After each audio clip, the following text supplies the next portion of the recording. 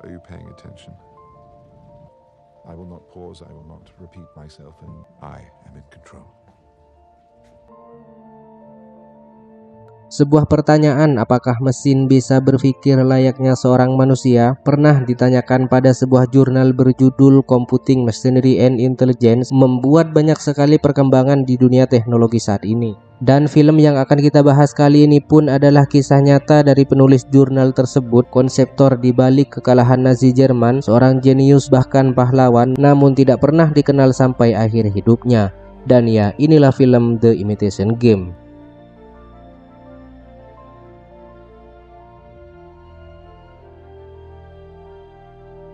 Berdasarkan kisah nyata tahun 1939, di mana itu adalah tahun saat Inggris telah mendeklarasikan perang melawan tentara Nazi Jerman, yang artinya di tahun itu jugalah Perang Dunia Kedua dimulai.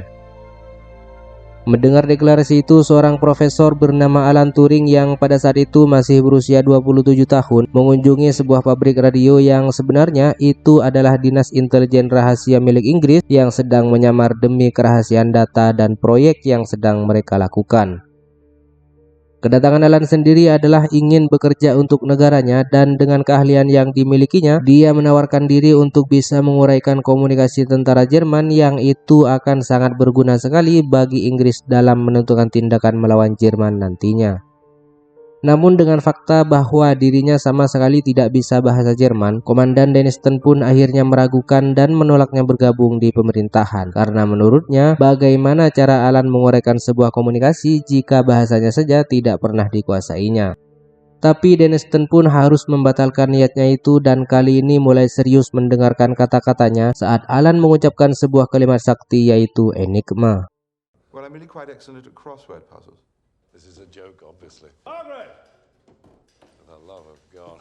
Ya, Enigma adalah mesin enkripsi terhebat dalam sejarah yang saat itu digunakan Jerman untuk menenkripsi seluruh komunikasi penting mereka dalam perang. Bahkan walaupun komunikasi Jerman saat itu bisa diakses oleh semua orang, namun hanya pasukan Jerman sendirilah yang bisa mengerti dan paham maksudnya karena punya dan tahu bagaimana cara mengurainya.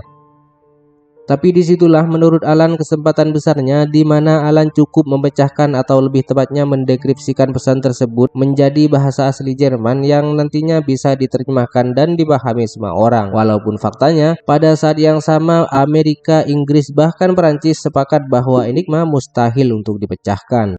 Everyone thinks Enigma is unbreakable. Good. Sebenarnya Alan juga mengakui bahwa enigma mustahil untuk dipecahkan, tapi itu jika hanya menggunakan cara-cara normal. Sedangkan dirinya sebagai matematikawan terbaik yang sangat suka pada sebuah teka-teki tentu membuatnya berpikir beda dari kebanyakan orang. Alan menganggap bahwa enigma adalah sebuah teka-teki paling sulit di dunia yang sama sekali keterampilan bahasa tidak diperlukan di sana. Sehingga menurutnya dirinya lah orang yang paling tepat untuk menghadapi kecerdasan enigma. You need me a lot more than I need you. Dengan semua fakta itu ditambah Denniston yang akhirnya sadar bahwa pemeran Alan ini adalah Dr. Strange yang berteman baik dengan Tony Stark, Alan pun akhirnya diterima membantu pemerintah dalam melawan Nazisme pada saat itu. Dan selamat datang pada unit spesial pemecah enigma. Hook adalah juara nasional catur Inggris sekaligus kapten divisi tersebut, berpendapat bahwa terdapat 159 juta kemungkinan kode pengaturan enigma, yang padahal setiap harinya mereka hanya punya waktu selama 18 jam sebelum Jerman mengubah kodenya pada jam 12 malam. Bahkan Alan juga memperkirakan jika setiap menitnya ada 10 orang yang mencoba pecahkan satu pengaturannya 24 jam setiap harinya tanpa berhenti sedikit pun, maka akan diperlukan waktu sekitar 20 juta tahun untuk mencoba setiap kemungkinannya. Perhitungan semua angka-angka tadi tentu menggambarkan betapa rumit dan mustahilnya memecahkan mesin bernama enigma itu jika hanya mengandalkan otak manusia yang hanya bisa mensimulasikan satu pengujian dalam satu waktu. I'm famished. Can I have some soup, please? Selanjutnya, setiap hari Alan lebih cenderung sibuk sendiri dan sama sekali tidak mau bekerja sama dengan tim. Alan menganggap bahwa dirinya jauh lebih jenius dari timnya yang pada saat itu masih menggunakan cara konvensional untuk memecahkan sebuah mesin. Sedangkan Alan berpikir visioner untuk menciptakan sebuah kecerdasan buatan yang nantinya akan jutaan kali lebih singkat dari cara manual yang timnya lakukan sekarang. That's not progress, that's just blind luck. I'm designing a machine that will allow us to break every message, every day, instantly. Who's hungry? Di hari berikutnya, Alan menyampaikan sebuah keluhan pada Denniston karena Hook sebagai kapten tim divisi tersebut telah menolak permintaan pendanaan suku cadangnya untuk mengembangkan mesinnya itu. Dengan sombong, Alan menyarankan untuk memecat mereka semua karena menurutnya akan lebih baik jika mengalihkan gaji mereka semua sebagai dana untuk pengembangan proyek mesinnya tersebut. Dia mengklaim bahwa dirinya hanya membutuhkan 100.000 pound sterling atau sekitar 2 miliar rupiah untuk mewujudkan mesin canggih itu. Denniston yang lebih percaya pada orang pilihannya sendiri yaitu Hook tentu saja menolak keluhan tersebut dan mengatakan jika Alan punya masalah dengan penolakannya, dia bisa mengajukan keluhan itu pada atasan Denniston sendiri yang bernama Winston. Dan benar saja, pagi harinya Alan menitipkan surat pada Stewart yang ditujukannya pada Winston sebagai penanggung jawab penuh di instansi tempatnya bekerja sekarang. Deliver a letter for me. Yang hebatnya lagi, tak lama dari surat itu terkirim, Winston secara resmi telah mengangkat Alan sebagai penanggung jawab pada divisi tersebut. Hal itu mungkin karena dulunya di Cambridge, Alan ini merupakan mahasiswa yang cukup populer berkat kejeniusannya. Sehingga petinggi-petinggi negara saat itu tahu bahwa anak-anak muda seperti Alan inilah yang harus didanai dan diberi kesempatan. Sebagai orang yang sudah memiliki wewenang, hal pertama yang dilakukan Alan adalah memecat dua rekan timnya tadi karena menganggap mereka tidak berkompeten dalam proyek yang sedang mereka kerjakan. Popular at school, way. Selanjutnya, Alan kembali menunjukkan hal yang tidak biasa terkait perekrutan tim yang akan diadakannya, di mana orang lain biasanya akan menyertakan persyaratan riwayat hidup, ijazah terakhir, tinggi, putih, dan good looking sebagai persyaratan utamanya. Alan justru memilih jalan ninja yang berbeda, di mana siapapun yang dapat mengisi teka-teki silang buatannya dalam waktu kurang dari 10 menit, maka orang tersebut akan dipilihnya untuk mengikuti tes selanjutnya. Sementara itu, di luar sana Jerman terus memperluas wilayah invasi mereka, membantai dan mempersekusi siapapun selain ras Jerman dengan tujuan utama mereka yaitu memperkuat ras utama Jerman yang menurut Hitler adalah ras tertinggi di dunia, sehingga siapapun selain Jerman harus tunduk dan melayani mereka.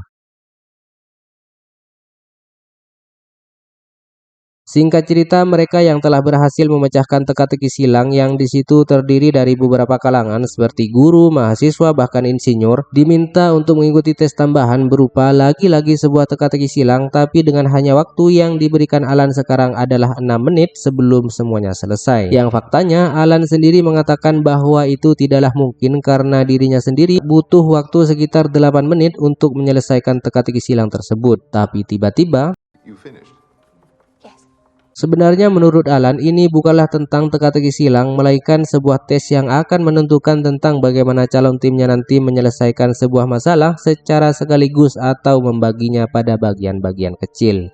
Dari hasil tes itu keluar dua orang pemenang bernama Joan dan Jack, dan sebagai anggota baru mereka diberitahu bahwa program yang akan mereka kerjakan ini sangat-sangat bersifat rahasia. Karena ya sekali lagi saya sebutkan, mereka semua akan memecahkan sandi kriptografi pesan Nazi terbaik dalam sejarah dengan ambisi akan memenangkan Perang Dunia Kedua. Beberapa bulan kemudian terlihat mesin Alan sudah setengah siap, tapi dengan sedikit kendala yaitu Joan tidak terlihat hadir di sana. Yang ketika Alan mendatangi rumah Joan, ternyata ketidakdatangannya adalah karena orang tua Joan tidak setuju jika putrinya itu harus hidup dan bekerja di antara banyaknya laki-laki di luar sana.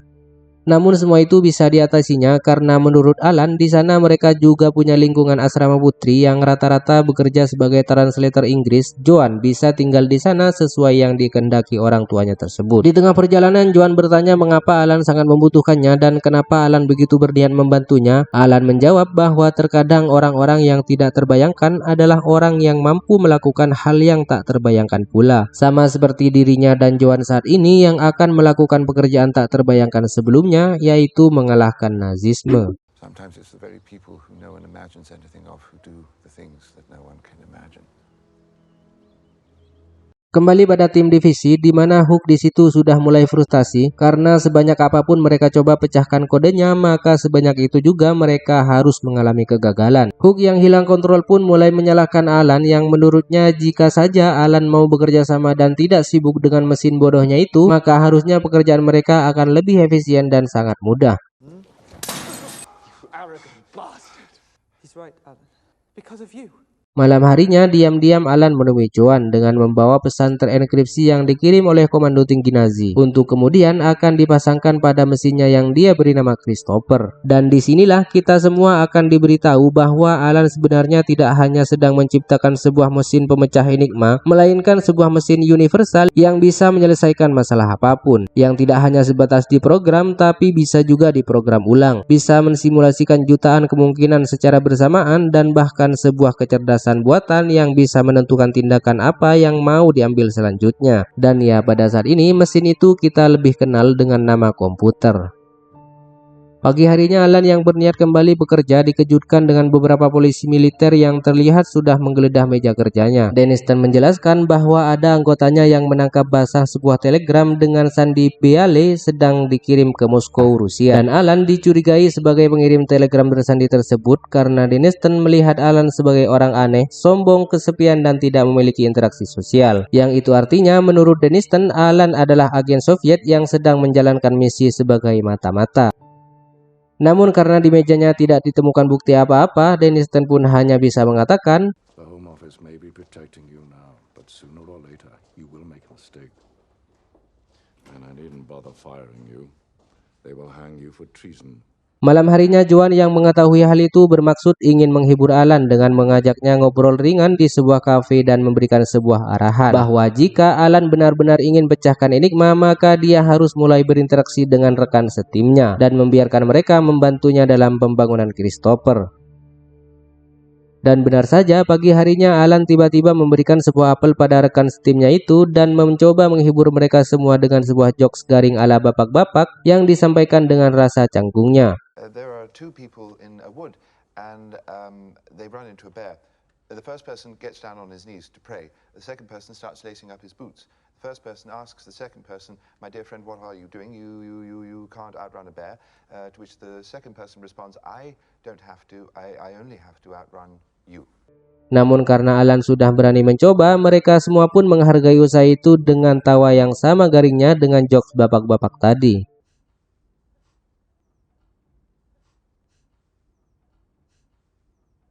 Hook yang sudah mulai merasa dianggap sebagai tim pun akhirnya memberikan saran pada rancangan Christopher yang akhirnya setelah menunggu sekian lama untuk pertama kalinya kita akan diperlihatkan dengan bentuk utuh sebuah Christopher sebagai komputer pertama di dunia yang ketika dinyalakan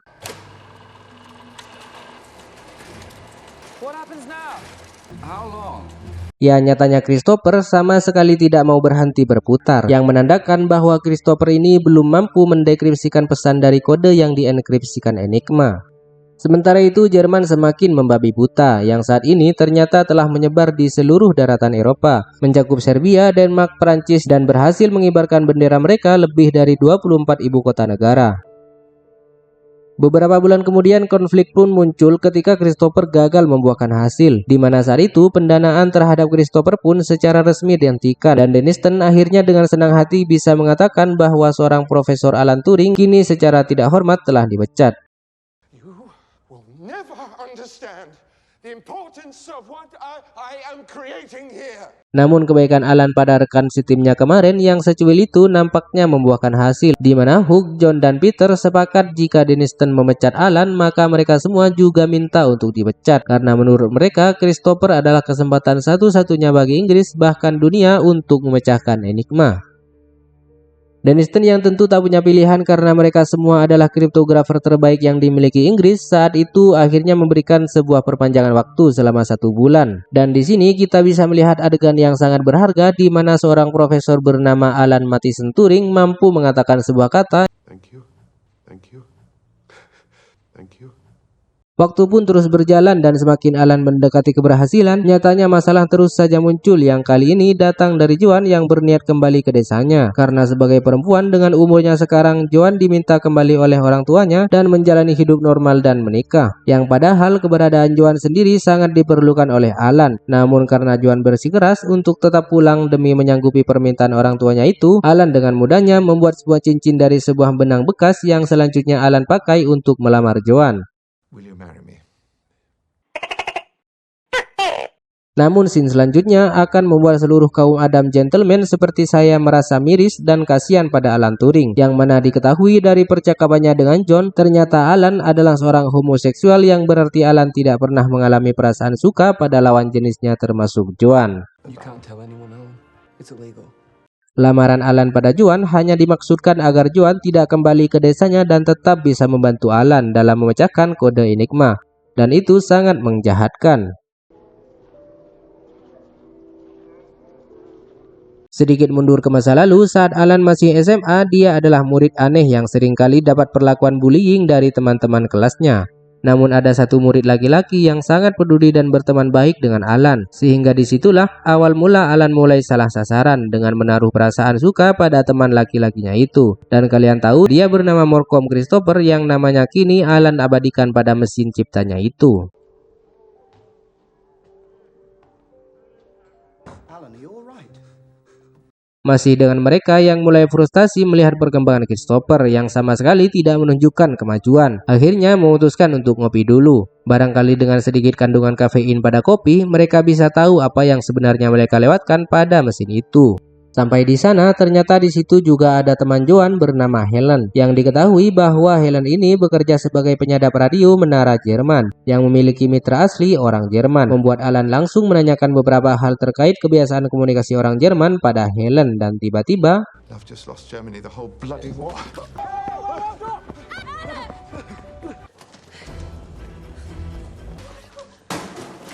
setelah mendapat pencerahan tadi, Alan baru sadar bahwa Christopher sebenarnya tidak perlu mencari di seluruh kemungkinan yang ada. Yang itu artinya sekarang Alan hanya cukup mempersempit pencarian Christopher dengan menambahkan beberapa kata kunci, yang kata kunci itu bisa mereka dapatkan dari pesan Jerman yang dikirim secara berulang, dan setelah konsep itu diterapkan ternyata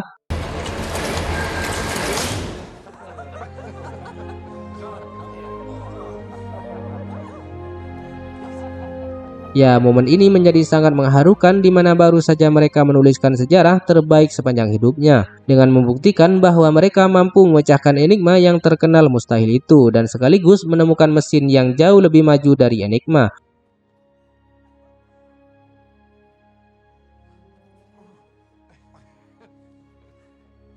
Pagi harinya, dengan enigma yang sudah bisa dibaca, Joan menunjukkan bahwa beberapa kapal selam Jerman sudah standby mengair hanguskan kapal-kapal penumpang milik Inggris berisi ribuan warga sipil tak berdosa.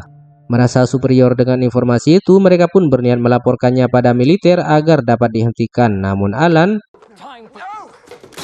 menurutnya operasi pembantaian itu harus dibiarkan karena Alan lagi-lagi lebih cerdas dan mengatakan kadang kita tidak bisa melakukan hal menyenangkan karena kita dituntut untuk melakukan hal logis. Tujuan mereka bukan hanya untuk selamatkan segelintir orang, melainkan untuk memenangkan sebuah peperangan. Yang artinya jika operasi itu gagal, maka Jerman tentu akan sadar bahwa semua itu berasal dari enigma yang sudah berhasil dipecahkan. Dan tentu saja upaya mereka selama 2 tahun ini akan sia-sia karena Jerman akan menghentikan komunikasi dan mendesain ulang pengaturan enigma jauh lebih kompleks dari yang sekarang. Bahkan selanjutnya pun selalu seperti itu. Mereka dan petinggi Inggris saat itu terus melakukan sebuah konspirasi tentang enigma yang tidak terpecahkan. Mengecoh Jerman, mengecoh tentaranya sendiri, menentukan serangan mana yang harus dihentikan, mengorbankan yang lain, membantu sekutunya menang, menentukan hidup dan mati seseorang tanpa ada yang tahu. Yang semua itu didasarkan pada analisis statistik matematikawan bernama Alan Turing. Demi akhirnya 1945 Hitler bunuh diri dan Perang Dunia Kedua pun berakhir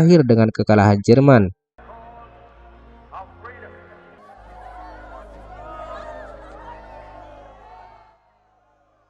Ini adalah foto Alan Turing asli. Menurut para sejarawan, pemecahan enigma telah mengurangi masa perang selama lebih dari 2 tahun dan telah menyelamatkan lebih dari 14 juta jiwa pada saat itu. Beliau adalah matematikawan jenius berjuluk Bapak Komputer Modern dan dianggap sebagai pahlawan Perang Dunia Kedua. Namun sayang, tahun 1952 dia ditangkap atas kasus homoseksualnya dan dikebiri secara kimiawi atas pilihannya sendiri karena menghindari hukuman selama 2 tahun penjara. Hingga otaknya pun rusak, dan pada tahun 1954 beliau ditemukan meninggal di tempat tidurnya karena diracun menggunakan sianida pada sebuah apel yang digigitnya. Dan coba tebak, itu adalah cikal bakal dari logo Apple bekas gigitan di semua iPhone kalian saat ini. Namun versi film ini, kematian Alan Turing sendiri adalah karena dia bunuh diri setelah 1 tahun penuh menjalani terapi itu. Terima kasih telah menonton dan sampai jumpa di video selanjutnya.